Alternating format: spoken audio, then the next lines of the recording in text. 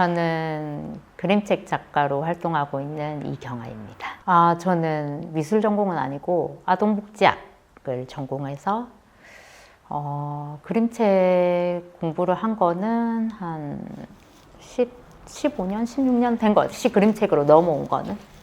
네.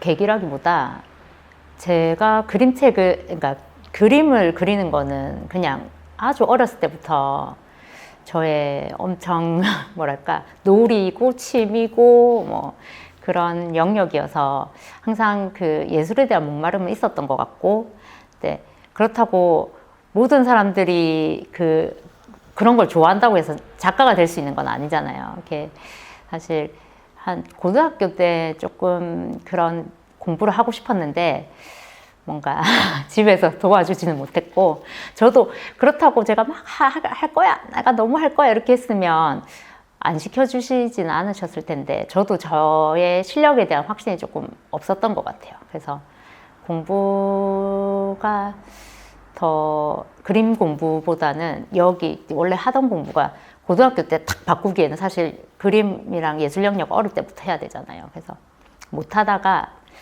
이제 제가 돈을 벌고 제 돈으로 뭔가 나한테 투자해서 뭔가 하고 싶은 걸 할 수 있을 때 그때 전향했던 것 같아요. 그러면은 어떤 작가가 되겠다는 것보다는 그림을 좀 제대로 그려보고 싶은. 네, 그림책 작가가 되고 싶다는 꿈은 있었어요. 항상. 그래서 제가 대학교에 뭐라고 해야 되지? 대학교 면접 말고 직장 면접 볼 때 이렇게 저는 이제 유치원 선생님 어린이집 교사였거든요. 근데 어린이집 교사를 처음 면접 볼 때 어떤 수업을 하고 싶니 이런 것도 물어보지만 뭐 왜 이 직업을 선택했니 뭐 이런 것도 물어보잖아요. 그래서 저는 사실 그림책 작가가 되고 싶었고, 근데 이제 여기 이 유치원에는 정말 큰 곳이었거든요. 그래서 도서관이 있었어요. 그래서 그림책이 너무 많아서 책을 많이 보고 싶었고, 아이들이랑 그 책을 갖고 어떤 수업이랑 그런 것도 하고 싶었고, 아이들의 세계도 들여다보고 싶었고, 그래서 여기에 취업하고 싶다, 선생님이 되고 싶다 이런 걸 얘기했었어요. 그래서 잘 보셨는지 그때 붙었거든요. 근데 어쨌든 그래서 그림책 작가가 되고 싶은 꿈은 계속 갖고 있었어요. 되게 옛날부터.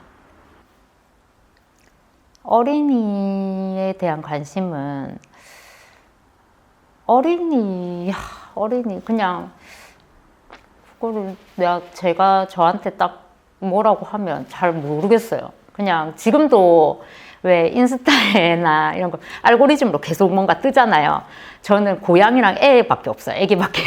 고양이도 중요해요? 고양이를 되게 좋아하고 고양이는 키우고 싶은데 못 키우는 뭐 하여튼 그렇고, 아기랑 아이의 일상을 보고 뭐 애들 자라는 거 그게 너무 그냥 보는 게 즐겁더라고요. 근데 어쨌든 그런 아이가 왜 좋냐고 하면 뭐 왜 좋은지는 모르겠는데 그 세계가 좋은 것 같아요. 그들의 세계. 뭔가 다 가능할 것만 같은 그 어린이 세계들 있잖아요. 그때 당시에 제가 어렸을 때는 완전 멀리 갈 수 있는 그런 뭐든지 할 수 있는 그런 나이였다면, 지금은 이제 나는 닿을 수 없는 뭔가 자기들만의 그 복작복작한 아주 신나고 재밌는 그 세계가 좀 부럽고 재밌고, 아이 그 자체가 좋은 것도 있지만 그 세계가 좋은 것 같아요. 그래서 그리고 싶고 쓰고 싶고 그런 부분이 있어요. 아니요. 제가 이번에 한 그림책에도 드러나는데, 제가 예전에 살던 집이 이렇게 우리 집 옥상 넘으면 또 남의 집 옥상 있고, 옥상도 다 붙어 있는 그 주택들 있잖아요. 옥상 넘어서 다른 집 옥상 가고, 거기가 되게 제가 그때 거기 안 떨어져 안 죽은 게 참 용한데 거기를 늘 진짜 선머스마처럼 뛰어다니면서 놀았어요. 남의 집 옥상, 우리 집 옥상처럼 다 건너다니면서 놀고, 제가 그렇게 할 수 있게 뭔가 좀 뭐 방임이라면 방임인데 제가 정말 자유롭게 뭔가 뛰어놀 수 있는 상황들이 있었고, 그리고 뭐 근처에 제가 원하는 뭐 나무나 자연이나 충분히 있었고 친구들도 충분히 있어서 제 나름은 세상을 막 모험처럼 즐길 수 있는 아이였고 제가 모험처럼 즐길 수 있도록 아빠가 이 책에도 저희 아빠 이야기이기도 하지만 사실은 제 이야기이기도 하고 그냥 성장하는 어린이 자꾸 만지면 안 되는데 그죠? 성장하는 어린이 이야기이기도 한데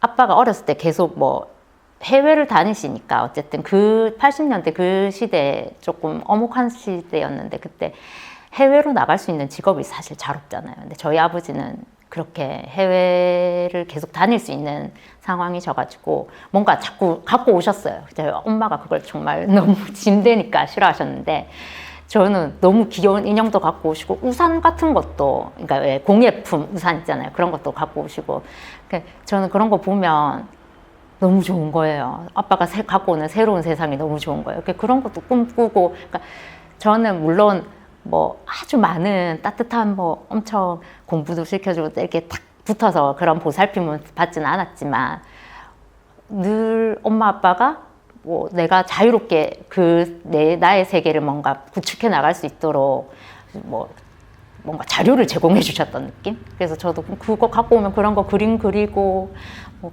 그거 갖고 뭐 좀 인형놀이도 하고 몰래 그거 꺼내다가 엄마가 유리니까 그런 왜 소라를 유리처럼 이렇게 쫙 만들어 놓은 그런 것들 집에 막 있었거든요. 전시품들처럼.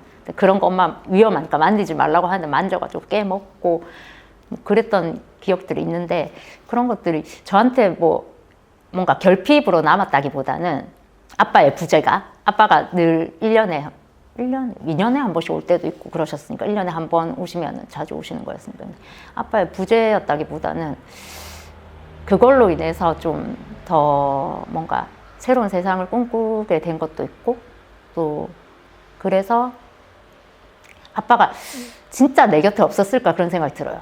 지금 커서 생각해보니까 그때는 어렸을 때는 아빠가 보고 싶고 그립기도 하고 그랬는데 지금 돌이켜서 생각해보니까 아빠가 내가 크는 동안 늘 곁에 계셨구나 그런 생각도 들고 그래서 결핍이라기보다는 새로운 세계를 좀 꿈꿀 수 있었던 것 같은 그랬던 것 같아요. 그리고 그게 이제 제가 그림책에 묻어나면 좋겠다는 생각이 들었고 지금 어느 정도는 묻어나지 않았나 생각하고 있어요. 제가 만약에 작가로서의 뭔가 얻은 게 물려받은 게 뭔가 그게 있다면 그림이랑 이런 거에 물려받은 게 있다면 저희 아버지였을 거예요. 아버지가 어렸을 때 저한테 제가 막내딸인데 딸 셋의 막내인데 제가 그림 그리는 걸 좋아하니까 저한테만 어떤 연습장 같은 거 주신 거 있거든요. 아빠가 배 생활이 1년 동안 배에서 사는데 얼마나 좀 지루하겠어요. 근데 거기서 이제 아빠가 그림을 많이 그리셨어요. 그래서 그림 뭐 거기 왜 옛날에 이브껌에 보면 이브껌 보면 여자 이렇게 그림들 있잖아요. 그런 이브껌에 있는 그림들도 그려주시고 그리고 뭐 아버지가 그리셨다고? 네, 아빠가 제가 그리라고 노트를 써준 게 아니고 아빠가 배에서 막 그렸던 그림 노트들을 저한테 주셨어요. 이렇게 언니들한테는 안 주고 얘네들 언니들은 관심이 없으니까 근데 저는 그런 걸 되게 그림 그린 걸 좋아하는 아이였기 때문에 아빠가 그런 아빠 낙서장 같은 거죠. 그런 거를 주시기도 하시고 아빠가 그림을 되게 잘 그리셨어요. 엄마 말로는 어렸을 때 고등학교 때 그림 대회 뭐 어렸을 때 그림 대회 이런 거 하잖아요. 그러면 이제 그림 대회 하면 이렇게 반에 그림들 잘 그린 그림들 쫙 붙여놓잖아요. 근데 그게 다 아빠 그림이었대요. 아빠가 대신 그려줬대요. 누구 뭐 그림 그려주면 뭐 사줄게, 뭐 맛있는 거 사줄게, 뭐 빵 사줄게. 그럼 아빠가 다 친구들 거 다 그려주고 그럼 다 붙은 게 다 아빠 그림이었다고 하더라고요. 그때부터 돈 받고 그리는 그래서 제가 작가가 된다고 했을 때는 아빠가 조금 탐탁해 하시지 않으셨어요. 아빠 성에는 안 차는 그림인 거예요. 그랬던 것 같아요. 막 지적도 많이 하시고 하셨는데 어떻게 크고 나서는 그때쯤에 이제 제가 책을 출간하고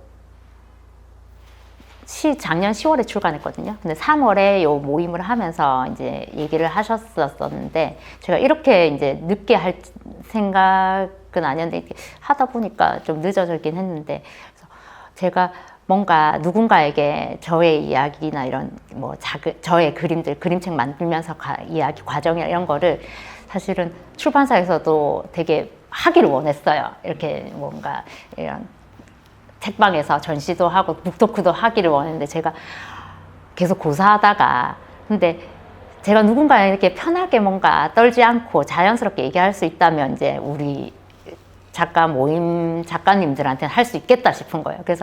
그래서 이 책에 관련된 전시를 하겠다 이렇게 한 거고, 사실은 다른 데서 뭔가 그때 당시에 뭔가 누가 하자고 했으면 북토크니 뭐니 자신이 없어가지고 안 한다고 했을 거예요. 지금은 이제 몇 번 해봐가지고 조금 잘할 수 있는데, 그때는 그런 마음이어가지고, 그래도 공공북스에서 하는 거는 그렇게 부담되지도 않고 우리 작가님들을 다 알고 계시는 분들이니까 조금 편안하게 이야기할 수 있겠다 그렇게 했죠.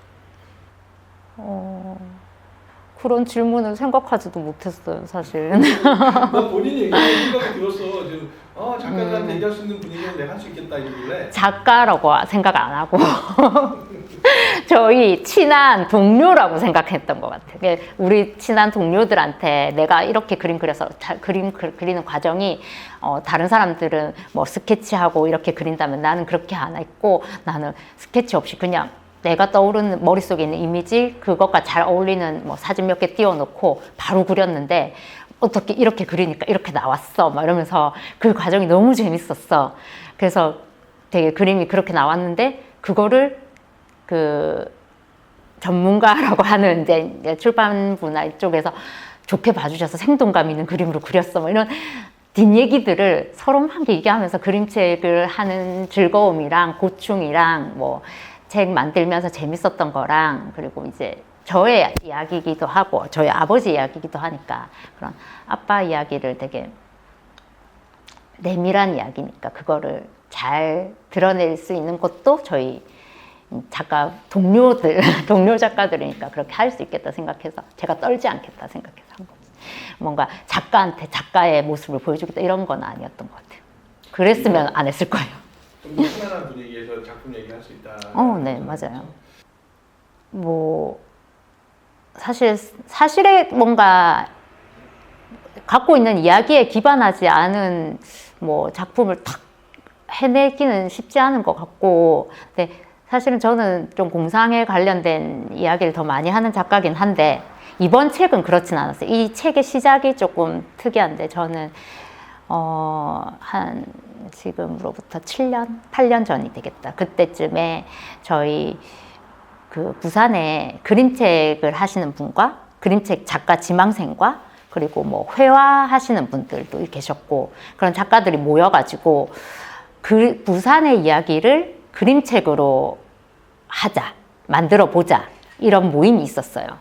그 그림책 A라는 모임이고, 지금도 진행되고 있는 모임 중에 하나인데, 그 모임에서 이제 부산에 각자 어떤 작가님은 부산에 뭐 그 차이나타운을 소재로 한 것도 하시고, 또 어떤 작가님 깡깡이 마을 소재로 한 작가님 계시고, 뭐 또 거제 포로 수용소 이야기 하시는 작가님도 계시고, 그러니까 다양하게 자기가 꽂히는 그곳에 가서 흰여울 문화마을이라든지 그런 데 꽂히는 데 가서 이렇게 하시는 작가, 그런 게 있었고, 저도 그래서 이제 부산을 막 찾으러 다녔어요. 저도 부산을 소재로 한 그림책을 만들어야 되니까.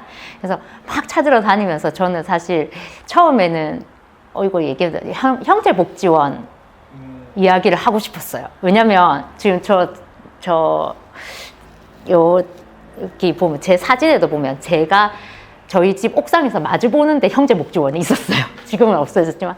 그래서 늘 형제복지원 쫙 있고, 엄마가 저는 위험한데 저 근처도 가면 안 된다 뭐 이러면서 무서운 곳이었는데 말 안 들으면 잡혀간다 뭐 이런 얘기 많이 했었거든요. 그래서 그곳의 이야기를 좀 해보고 싶기도 해가지고 좀 하다가, 그걸 이제 아직 어리고 제가 하기에는 조금 너무 큰 이야기인 것 같아서 조금 더 성장한 작가가 되면 궁금해할 것 같긴 한데, 지금은 아닌 것 같고.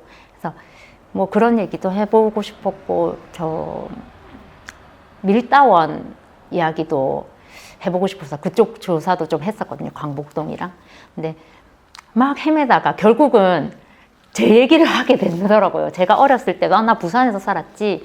부산에서 살고, 부산은 그때 당시에 원양어선 진짜 많이 나가던 곳이었고, 그래서 부산에서 우리 아빠가 원양어선을 타고 출발해서 다시 부산으로 돌아오는 이야기면 좋겠네, 그런 이야기를 했었고, 그때 당시에 권윤덕 작가님이 저희를 약간 그러니까 지도해 주시러 서울에서 한 달에 한 번씩 내려오셨거든요. 그래서 계속 제가 조사해온 여러 이야기 중에 이제 저의 그릇에 맞는 이야기를 추천해 주셨던 것 같아요. 너의 이야기가 더 좋다, 이렇게 하셔가지고, 그때부터 이제 저의 이야기, 사실적인 이야기에 바탕을 둔 그림책을 만들기 시작하면서, 이 책은 이제 그래서 공상이라기보다는 정말 개연성을 정말 많이 고민하고, 그리고 사실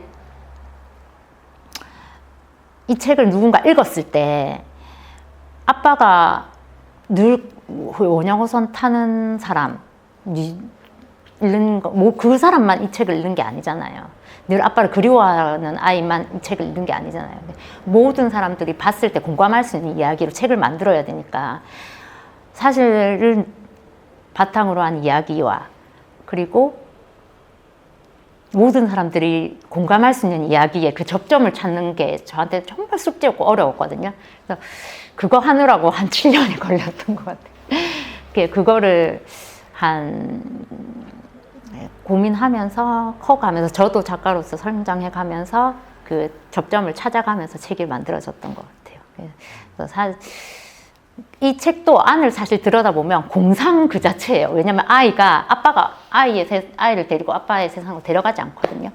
그냥 애가 아빠가 갖고 온 물건들이랑 아빠가 갖고 온 이야기, 들려주는 이야기, 그거 갖고 제가 상상해서 아빠가 여기 갔겠구나 하고 상상해서 그거를 그리는데,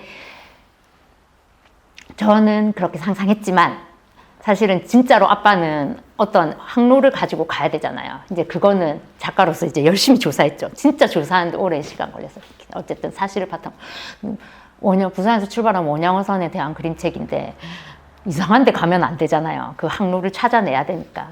그리고 아빠가 그 당시에 어떤 배를 탔는지, 그 당시에 부산 항구는 어떤 모습이었는지, 아빠가 만약에 정박을 어디에 했다 그러면 그 섬은 어떤 곳이었는지, 그런 거를 계속 찾고 조사하는 과정이 있었던 것 같아요. 그래서 사실적인 이야기가 들어가면서도 저의 공상이 거기에 녹아 들어갈 수 있었다고 생각이 들어요. 사진이 없어요. 왜냐면 있었는데 다 버리셨어요, 엄마가. 그러니까 그거를 엄마 도대체. 근데 지금 이 그림책에서 중요한 건 어떤 그 책의 그 아빠의 그 사실이 중요한 게 아니고, 이 아이가 어떻게 성장했는지가 중요하거든요. 사실 그 아빠의 사진이 중요하진 않아요. 왜냐면 그런 자료는 제가 정말 많이 찾아놔서 너무 많아요. 여기에도 아빠의 옛날 선언카드랑 이런 건 있어요. 근데 국제신문이랑 부산일보 이런 데서 그 시대에 원양어선을 타셨던 선장님들을 인터뷰한 특집 기사가 있어요. 제가 그거 진짜 참고 많이 했거든요. 그래서 그 귀한 스토리텔링 자료들이 많아가지고 매일 그 원양어선 사진 찾고, 그리고 정말 유튜브에는 없는 게 없어요. 유튜브 그 시대의 원양어선의 상황들 이런 거 홈비디오로 찍어 놓은 것들이 있어요.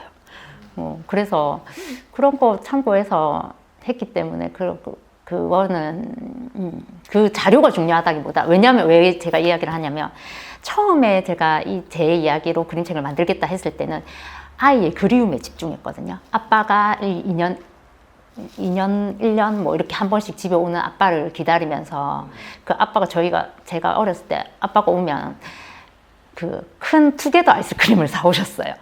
저희 어렸을 때 막 바 아이스크림 하나 먹고 이렇게 지내다가 아빠가 오면 맛있는 큰 투게더 아이스크림을 막 사주시니까, 그리고 막 인형도 갖고 오시고 하시니까 그게 좋아가지고 아빠를 늘 기다렸거든요. 그래서 처음에 막 더미 만들 때는 이런 거 있잖아요. 아이스크림 먹는 날 이렇게 해서 아빠를 기다리면서 아이스크림 먹는 이야기로 더미를 만들었어요. 이걸로 계속 가다가 그리움과 관련된 책은 너무 차고 넘치는 데다가 원양어선 타는 아빠를 그리워하는 이야기는 너무 개인적인 이야기잖아요. 공감대를 얻어내기 어려운 거예요. 그래서 그래서 전향했던 게 그러면 먼 바다로 이 세상에 그 시대에 먼 바다를 선택했던 사람들이 잘 없고 해외여행이 어목했던 시절에 해외로 나갈 수 있던 사람들의 그 감정에 대해서 책을 만들어 보자 해서 내가 아빠에 완전 빙의돼서 그 책 더미를 또 만들어 봤어요. 그래서 막 어업하는 장면이라든지 그 선원들이 어떤 상황을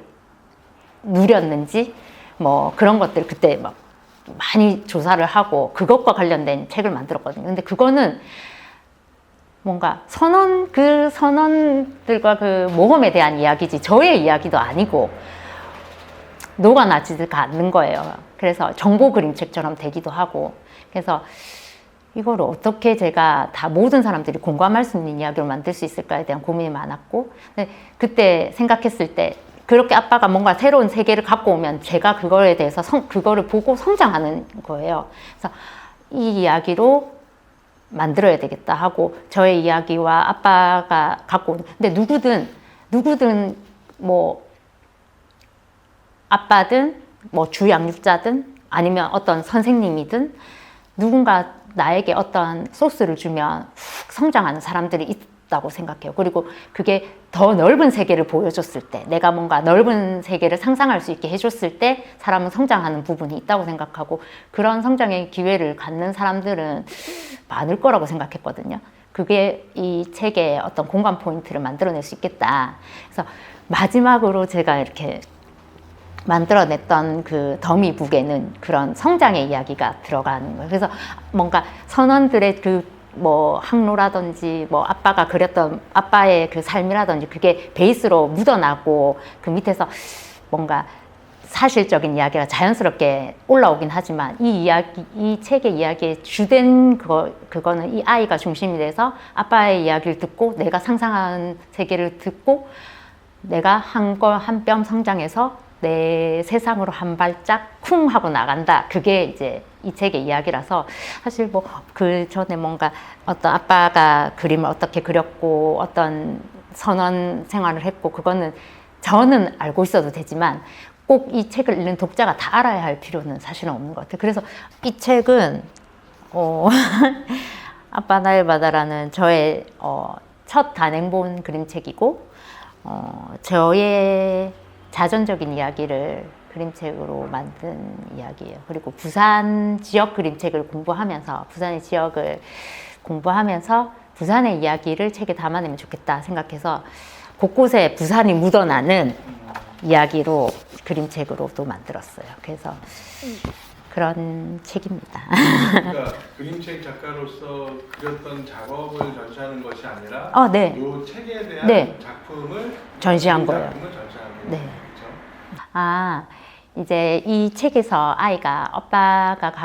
아이는 아빠가 원양어선을 타는 선원이고 그래서 아빠가 1년, 2년에 한 번씩 집에 오셔요. 근데 올 때마다 아빠가 뭔가 새로운 걸 갖고 오셔요. 뭔가 이야기도 들려주시고 아빠의 그런 아빠가 갖고 오는 새로운 세상에 대한 그 소스를 듣고 아이가 성장하는데 그때 그 아이는 어떻게 성장하냐면 상상의 나라를 펼쳐요. 아빠가 저기 갔거니 하면서 아빠의 세계로 상상을 하면서 어느 순간 아빠의 세계로 얘가 넘어가 있어요. 그 갔을 때 그 아이가 뭐 아빠가 정박한 어떤 섬에서 그 섬에서 놀거든요. 그때 그 노는 모습의 이 장면이에요. 발물 담그고 하던 장면인데 사실은 제가 어렸을 때 늘 아빠가 이렇게 부재했잖아요, 사실. 근데도 아빠가 늘 곁에 있었던 것 같은 느낌도 있었고, 왜냐면 아빠가 늘 새로운 걸 가져오고 난 그걸 갖고 막 그림도 그리고 상상의 날래를 펼쳤으니까. 근데 그런 것들이 나를 성장하게 만들었다는 생각이 들고, 그때에 내가 했던 상상들이 내가 그림책을 그릴 때 큰 소스가 되기도 하고 그 상상하는 습관 있잖아요. 내가 막 공상과 뭐 나래를 펼치는 그 습관도 저한테는 그림책 작가로 나아갈 수 있는 어떤 소스가 그 밑거름이 되겠다고 생각도 하고 그래서 제가 이 그림책을 누군가 읽으면서 새로운 세상에 대해서 꿈꾸고 나도 성장하고 싶어 한다면 이 책을 선물하고 싶은 마음 그런 사람들에게 첫 발이 두렵지 말고 그냥 신나게 상상하는 세상 상상하면서 내가 첫 발을 탁탁 내디디면서 그 성장했으면 좋겠다는 생각으로 이 또 그림책에서 이걸 선택했죠.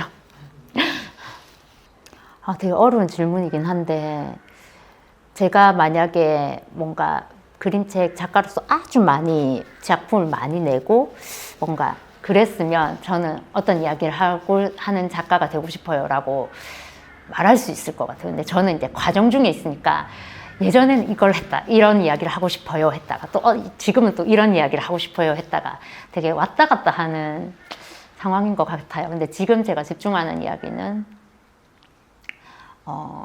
동심에 대한 이야기. 그래서 어른들이 되게 동심은 지켜주고 싶어 하잖아요. 근데 그 왜 어른들이 지켜주고 싶어 할까? 자기들 속에 없어서 그런가? 아니면 자기들 안에 있는데 없어질까 봐 걱정돼서 그런가? 그런 생각이 들어가지고 어린이들이 가진 동심이 뭔지에 대해서 좀 이야기해보고 싶어서 제가 생각하는 동심은 아이들이 갖고 있는 예쁜 마음, 그러니까 막 엄청 예쁜 이게 아니라 아주 아이다운 마음인 것 같거든요. 뭔가 자연물을 보면 기뻐하고 막 의위나 하잖아요. 저 꽃이 누구야 안녕 뭐 이렇게 꽃한테 안녕 이렇게 하고 막 그런 대상도 자기처럼 비슷한 생명으로 여기거나 뭐 그렇게 하는 모습 그리고 뭔가 새로운 걸 배워보거나 보았을 때 그 호기심으로 다가가는 모습 누군가 뭔가 힘들거나 그렇게 뭐 어려움에 처한 상황이 있을 때 도와주고 싶어하는 마음, 애처롭게 생각하는 마음 그런 것들 다 사람들이 갖고 있는 고운 심성인데 그게 저는 동심에 그대로 드러난다고 생각하거든요. 그래서 그런 동심을 노래하는 그림책을 만들고 싶어요. 그림책은 어쨌든 약간 동시 같은 글이니까 그래서 그런 동심을 노래하는 책을 만들고 싶다. 그게 뭔가 요즘 나에게 필요하고 요즘 사람들에게 조금 필요하지 않나 그런 생각 들고 그래요. 네. 아이들이 못 표현하는 세상은 아니라고 생각하고 어른들이 알아주길 바라는 마음은 있는 것 같아요. 그게 예쁘잖아요. 어떤 아이가 지나가는데 꽃이 피어 있으면 안녕 하고 막 강아지도 보고 강아지도 예쁘고 꽃도 예쁘지만 그거를 이뻐하는 아이가 예쁘잖아요. 그런 거를 보면 누구나 행복을 느끼고 좋아하는 것 같아요. 그리고 그것들을 지켜주고 싶고. 근데 이 세상이 그걸 안 지키고 있다 이런 건 아닌데 요즘에는 AI가 너무 막 발전하고 이러니까 굳이 사람과 그 AI와의 그 관계에서 내가 AI로부터 얻지 못하는 뭔가가 있다면 저는 그게 동심 같거든요. 그래서 그런 것들을 노래하면서 그 부분에 그 간극 사이에 쑥 끼워 넣고 싶은 마음이 있어요. 요즘에 발전하는 AI와 뭔가 새로 그림들도 뭔가 프롬프트 하면 뚝딱 나오는 거기에 뭔가 그래도 거기에 동심을 하나 싹 끼워 넣어서 내가 잊고 지내지 않았으면 좋겠다는 마음으로 그 이야기를 쓰고 있긴 한데 참 어렵더라고요. 제가 조금 좀 깊숙하게 넣어서 잊어버렸는지 어른의 입장에서 자꾸 쓰게 돼서 아이의 입장에서 쓰려고 하니까 쉽지는 않은 것 같아요.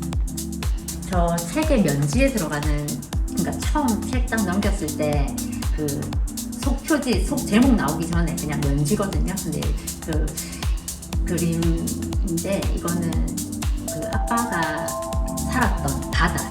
원양어선 바다를 표현하는 거예요. 그 이거를 그릴 때는 제가 원양어선을 탈 수는 없어가지고 그 자갈치에서 출발하는 유람선이 있는데 거기 타면은 되게 오랫동안 그 세종대 바다를 돌거든요. 거기가 좀 파도가 세가지고 거기서 찍은 사진들 뭐 그때 감정 이런 것들을 잘 해가지고 여기서 그림을 그렸어요.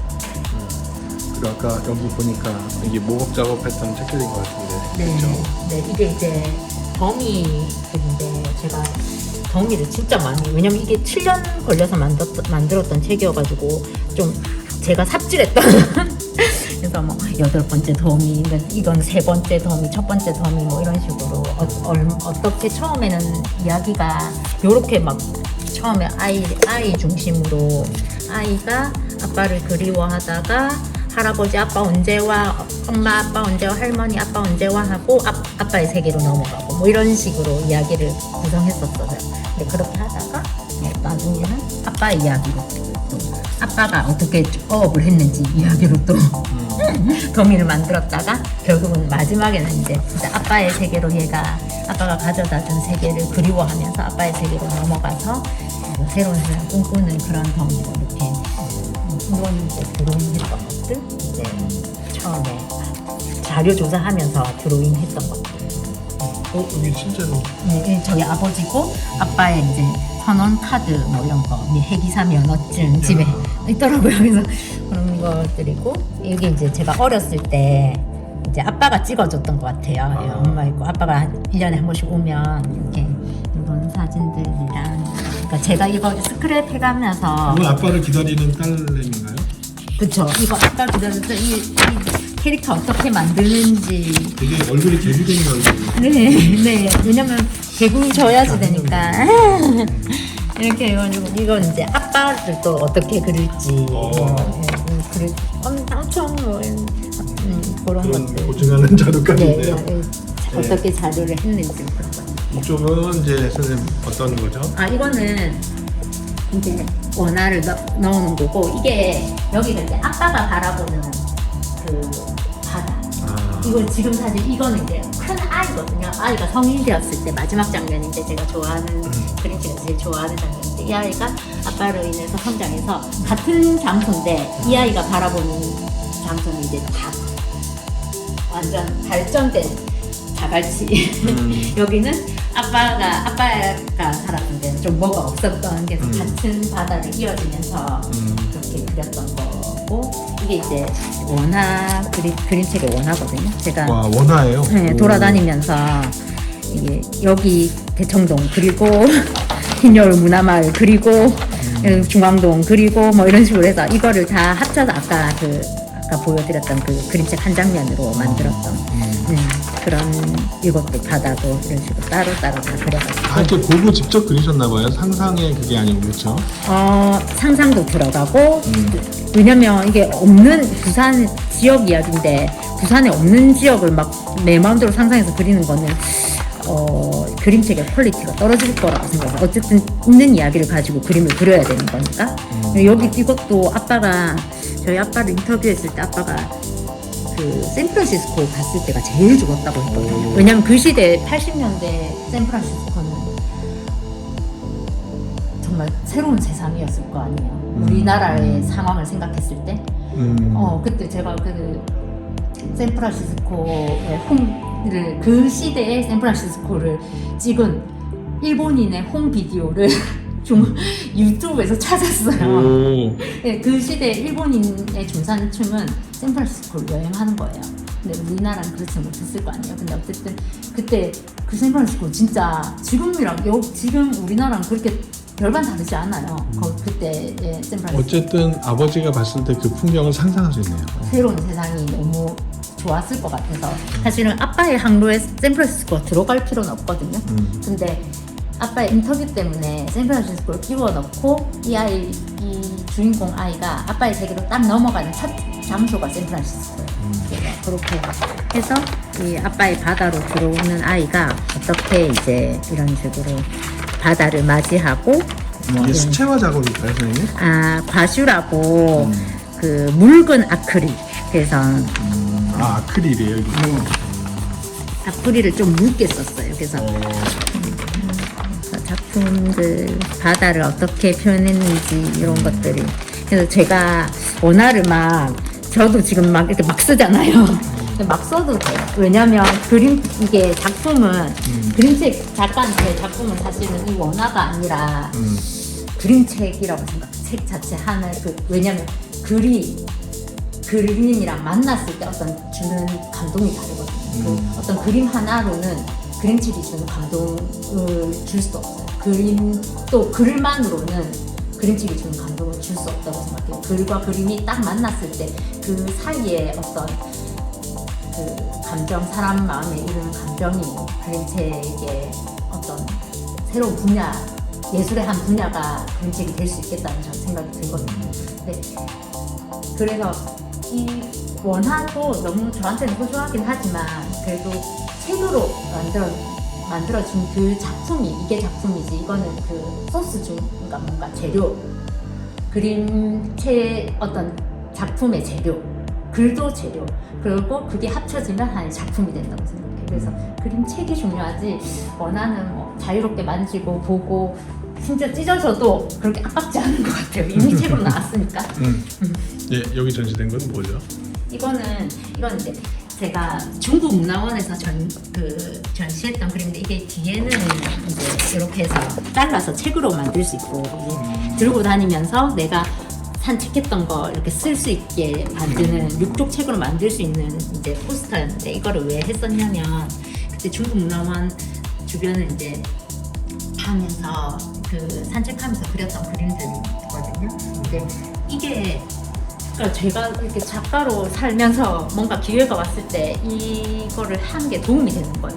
이렇게 해서 대청동이라는 새로운 동네를 발견하고 이 아이가 사는 무대로 만들어야 되겠다 이렇게 해서 이게 다 이어지는 이야기라서 너무 이것도 이 책도 이제 부산의 비치 리딩 시리즈라고 어디 바다에 놀러 가면 하나 딱 들고 가기 좋은 책 그런 책으로 만든 건데 여러 작가님들이 옴니버스 형식의 그림책이에요. 여러 작가님들 여기인데 이게 저의 그림책인데 여기에 사실 이 책에 제가 그 뭐랄까요 아빠에 대한 그리움을 이 책에 다 녹아버렸어요.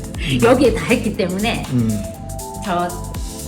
여기 책에는 그리움 말고 성장에 대한 이야기를 하고 이 책은 아빠와 아이의 그 애틋한 그리움에 관한 이야기를 책으로 썼던 거고 아까 말씀드렸던 것처럼 이제 파도 따로 달 따로 해서 그려가지고 하나의 이미지로 새로 만들어내는 작업을 했었고 그래서 그거 없이 파도 막 그리고 우리 애 발 막 그리고 해서 애 발에서 천공을 네, 애기 데리고 바다에서 놀다가 얘가 이렇게 노는 거에 이 장면 그대로 책 안에 들어가면 좋겠다 생각을 해가지고 요 장면을 이제 책으로 만들 때 아이 그리고 제 고민이 많았던 장면이거든요. 왜냐면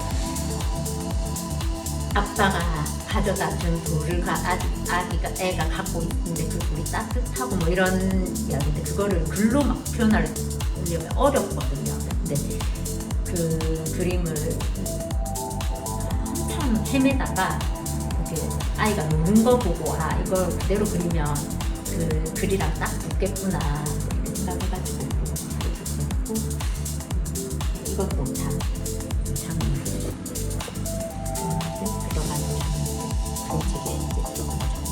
색깔이 진짜 원화에 나오는 색깔인데 재밌는 게 이 파란 머리, 빨간 머리 애이 아니라 파란 머리 애는 뭔가요?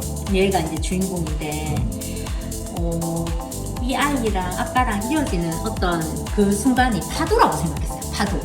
이 아이가 성장할 때 사람이 누군가 성장하면 이렇게 완만하게 성장하는 거 아니면 계단처럼 뚝뚝 이렇게 쑥 하고 가고 이렇게 하는데 저는 누군가가 탁 쳐주는 파도가 사람이 성장할 수 있다고 생각했거든요. 그 아빠가 가져다 주는 파도라고 생각을 했고 이 아이 머리에 이런 파도 느낌의 파란색을 넣어서 아이가 파란 머리를 하면 좋겠다 생각해가지고 아빠 머리는 조금 더 진한 파도로 내가 생각해서 이제 이거를 그림책을 이제 해보니까 한 작품만 계속하고 있으면 오히려 그 작품이 크질 않더라고요. 그래서 여러 개를 펼쳐놓고 이 작품을 했다가 또 다른 작품을 하다가 다시 이 작품을 보면 부족함이 보여가지고 거기를 또 다시 수정하게 되고 막 이렇게 돼가지고 한 번에 한 2-3작품을 이렇게 같이 진행하려고 하고 있거든요. 그래서 근데 하나는 산타에 대한 이야기 산타 할아버지에 관한 이야기고, 하나는 하나는 일단은 이야기 안 할게요. 왜 말해놓고 얘기하는 건? 아무튼 여기는 이제 부모와 아이와의 관계에 대한 이야기인 것 같아. 관계는 아니고, 이렇게 얘기하면 좋겠다. 작은 것을 크게 보고, 큰 것을 작게 봤을 때 뭔가 달라지는 것들에 대한 이야기인 것 같아요. 그렇게 말씀드려요. 왜냐면 여기 뭔가 딱 얘기하면 저의 어떤 소중한 소재가 너무 완전하게 드러나는 것 같아가지고. 하여튼 그런 걸로 네. 나온다고 알고 있겠습니다. 일단은 제가 선별의 기준이 그나마 좀 그림다운 거를 제가 이거 그림책을 어떻게 그렸냐면 처음에 이 책을 만들고 더미를 하고 있을 때는 그래도 그때는 임신했을 때였어요. 그러니까 아기가 뱃속에 있을 때 그래서 제가 뭔가 많이 내 몸만 돌보면 되지 내 아이를 그렇게 돌봐야 할 상황은 아니었으니까 그래도 했는데, 애를 낳고 보니까 이거는 그림을 단 한 장도 그리기가 너무 힘든 거예요. 그리고 한참 육아를 하다가 신생아 돌보는 거 너무 힘들잖아요. 근데 한참 육아를 하다가 그 하얀 도화지를 봤을 때는 너무 두려운 거예요.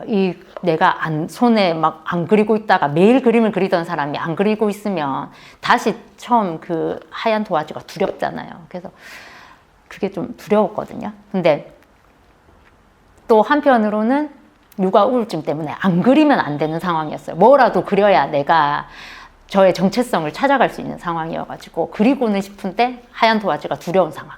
그래서 그러면 이렇게 하자. 어쨌든 더미는 있으니까 내가 스케치 없이 막 그리자. 그리고 마음에 안 드는 그림은 버리고 다시 그리면 돼.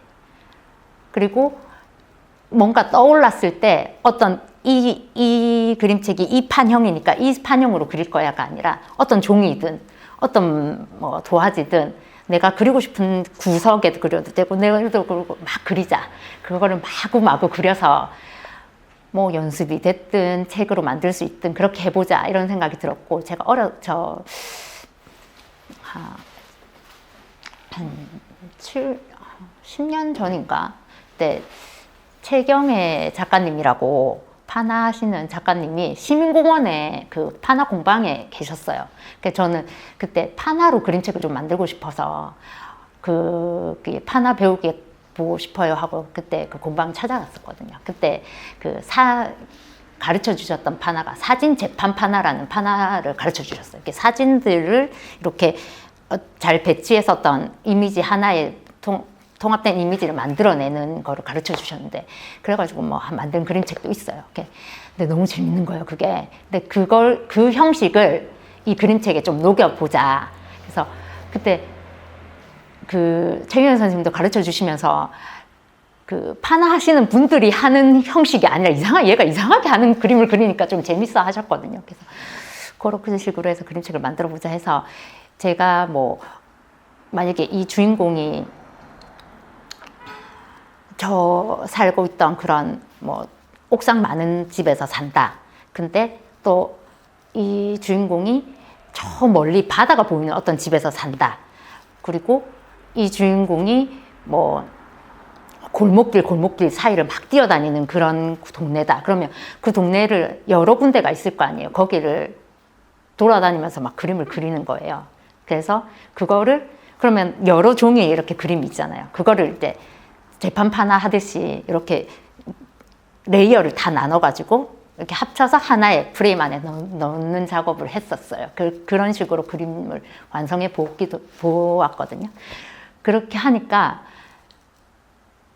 하얀 도화지에 대한 두려움이 없는 거예요. 마음대로 그리고 내가 마음에 안 들면 다시 그리면 되고. 그래서 진짜 그림 이만큼 있어요. 그 중에 제가 그나마 조금 그림다운 거를 갖고 온 거예요. 그래서 뭐 두껍고 좋은 종이에 그린 게 아니에요. 사실 좀 얇은 종이에 막 그렸고 생동감 있게 막 파도도 내가 보고 싶은 파도 아이 데리고 자갈치 시장 거기 유람선 타고 막 파도 사진 막 찍어 온 거 가지고 이 그림 그렸거든요. 그래서 제가 원양어선을 탈 수는 없으니까 아이 데리고 그 자갈치 그 태종대 도는 그 유람선이 그 태종대마다 약간 이렇게 파도가 세잖아요. 그래서 좋다. 그래서 거기서 막 사진 찍어 와가지고 그거 그냥 사진 띄워놓고 막 그림 그리고 했어요. 좀 걱정도 되기도 했지만 그 과정이 너무 재밌는 거예요. 왜냐면 이렇게 딱 그 스케치를 하고 그 프레임 안에 그리는 거는 뭔가 내가 색을 채우는 느낌인데 이렇게 그리니까 내가 정말 그림을 그리고 있다는 생각이 들어가지고 그런 식으로 계속 그림을 그렸거든요. 그래서 그러다 보니까 사실 그림들이 조금 다 나눠져 있어요. 그래서 이 그림도 저쪽에 보면 파도 따로, 아이 발 따로, 뭐 그런 식으로 파도 따로, 아이 발 따로, 그리고 또 나중에 이제 소라도 따로 그려가지고 그거를 이제 다 스캔해서 프레임 이제 그 포토샵으로 프레임 안에 딱딱딱 넣어가지고 작업 뭐 이런 식으로 했거든요. 그래서 그 과정 때문에 그 그림들이 뭔가 나눠져 있는, 근데 그나마 그래도 좀 보여줄 수 있는 그림들을 좀 선별해 왔다 그렇게 보시면 돼요. 내가 그러니까 어쨌든 그림책이라고 해도 글 없는 그림책도 글이 있거든요. 스토리가 있어요. 그 안에 이제 그 말이 없는 거지, 글은 있는, 그 이야기는 있는 거죠. 마찬가지로 이 책도 더미는 수도 없이 그렸고, 이게 이제 마지막 더미 같은 건데, 이렇게 그릴 거야. 이렇게 표현할 거야. 뭐 얘가 뭐 해님을 만나는 장면은 이렇게 그릴 거야.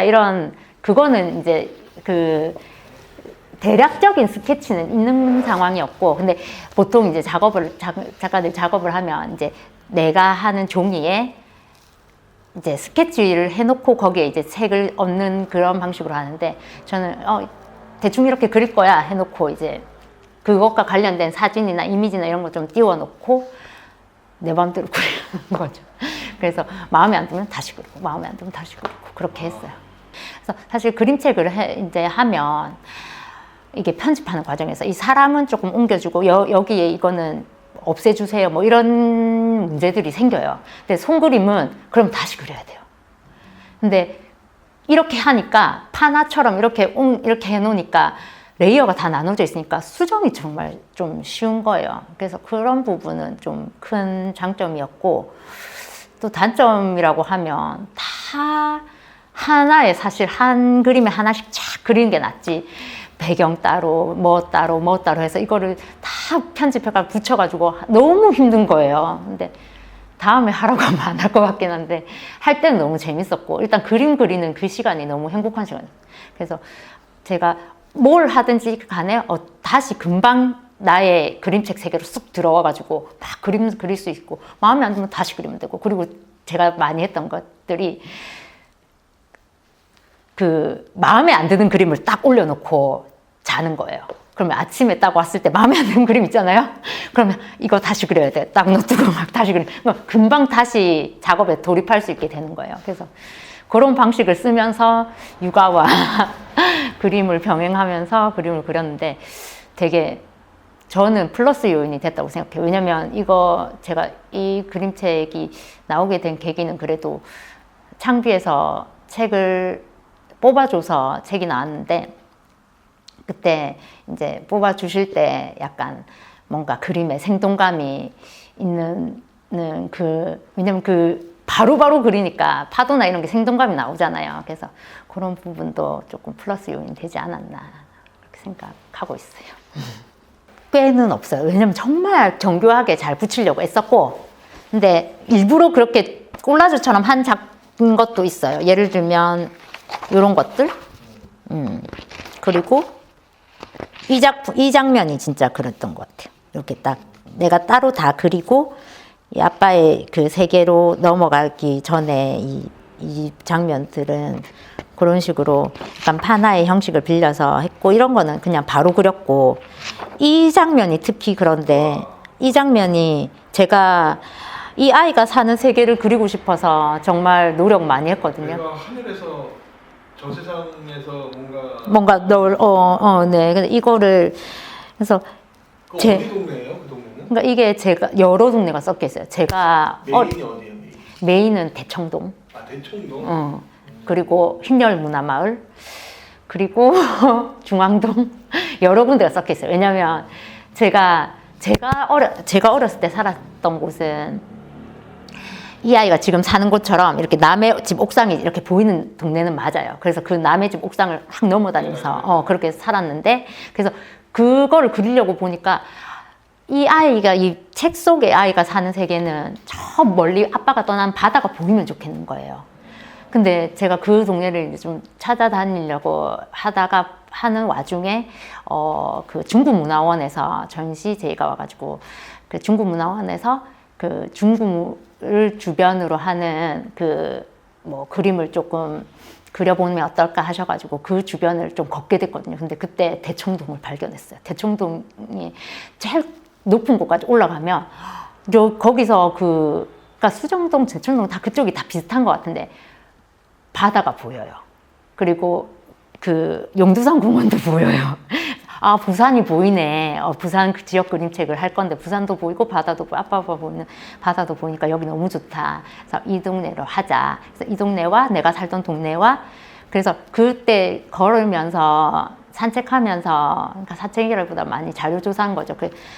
되게 그 스케치도 많이 하고 사진도 많이 찍고 와서 집에서 많이 그리고 그렇게 했거든요. 그리고 근데 그러니까 바다가 너무 먼 거예요. 약간 그래도 얘가 뛰어내려가면 바다가 있었으면 좋겠는 거예요. 그래서 그거를 해수해줬던 곳이 흰열문화마을.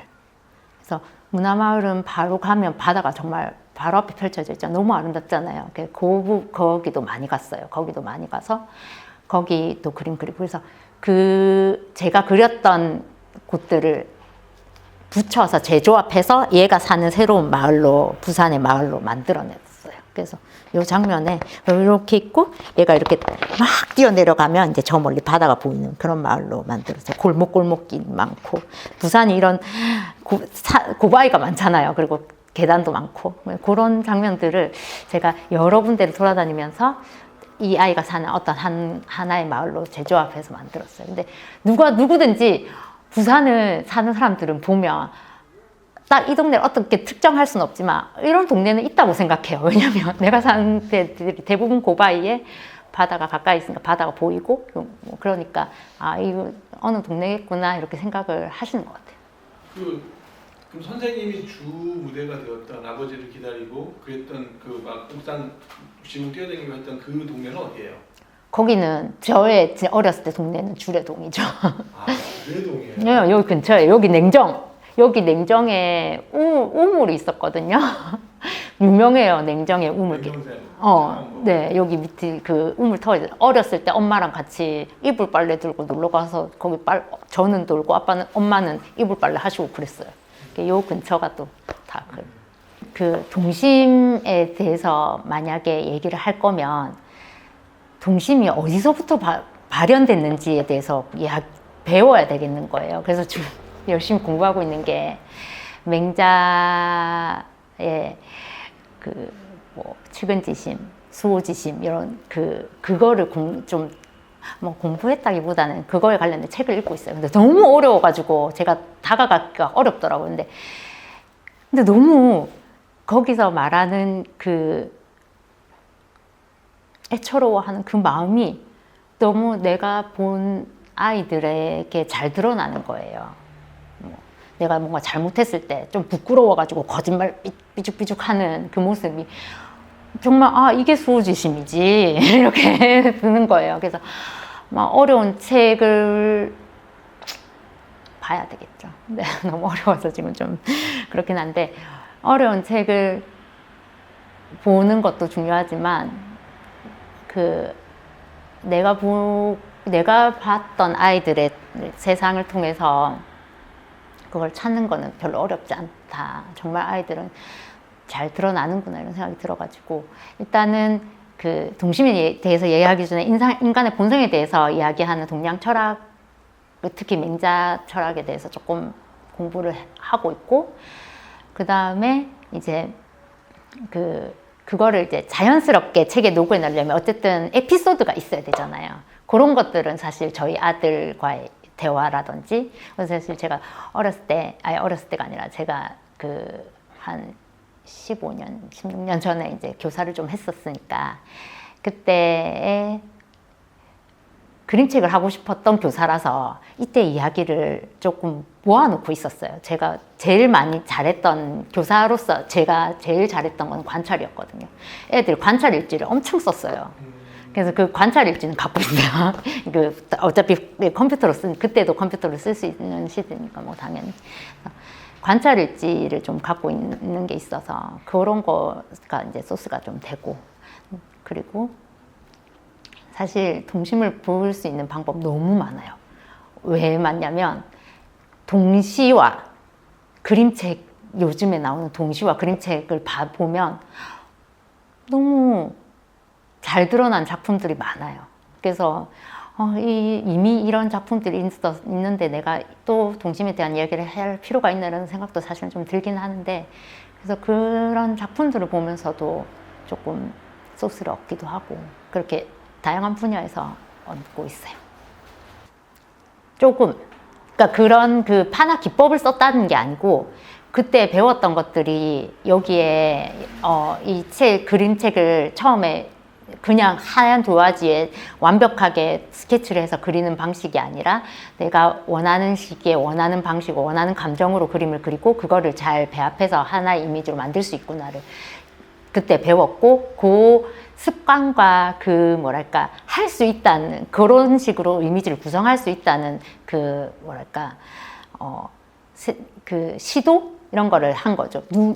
만약에 판화하시는 분들이 그 기법으로 뭘 했다고 말하면 그거는 뭐라고 하셨을 거예요. 그건 아니에요. 제가 만약에 아까 말했던 더미 얘기했듯이 그림에 대한 이야기 그리고 아빠 선언의 모험에 대한 이야기를 했으면 아마 안 뽑혔을 거예요. 이게 성장에 대한 이야기였기 때문에 뽑혔을 거라고 생각해요. 이 아이가 어떤 누군가가 가져다주는 어떤 새로운 세상을 보고 성장하는 이 어린이의 이야기였기 때문에 그거를 좋게 보셨던 것 같고 이 아이가 멀리 가는 아이거든요. 그러니까 어른들은 가지 못하는 먼 세계를 아이는 상상으로 갈 수 있거든요.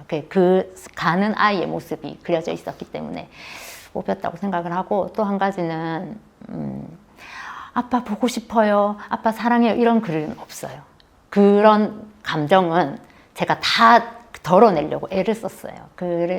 그거는 책에 저절로 묻어나는 거지 내가 그걸 그렇게 쓰면 오히려 그 감정이 더 상쇄된다고 없어진다고 생각을 해가지고 그런 부분을 되게 애썼거든요. 담백하게 표현하려고.